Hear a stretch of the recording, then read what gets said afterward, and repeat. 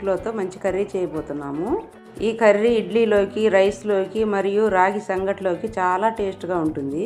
మోకాల నొప్పికి చాలా మంచిది. ఇలా ఈ సైజులో కట్ చేసుకుంటే సరిపోతుంది. పచ్చి కొబ్బరి, చెక్క, లవంగాలు, కాజు కొంచెం వేసుకోవాలి. కాజు ఇష్టపడితేనే వేసుకోండి, లేకపోతే ఏం అవసరం లేదు. ఎండుమిర్చి 2, మొత్తం మెత్తగా పేస్ట్గా మిక్సీ పట్టుకోవాలి.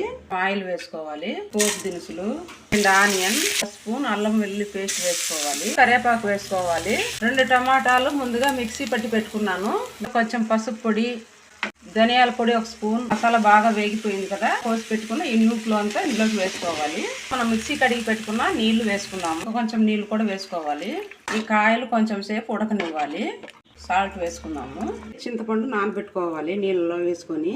అలాగే మనం మిక్సీ పట్టి పెట్టుకున్న కొబ్బరి పేస్ట్ వేసుకున్నాము. చింతపండు గుజ్జు కూడా వేసేసుకున్నాము. అంతా వేసుకొని బాగా కలుపుకోవాలి. ఉడికింది, ఇంకా గ్యాస్ ఆఫ్ చేసేద్దాము. లైక్ చేయండి, సబ్స్క్రైబ్ చేసుకోండి. Thank you for watching.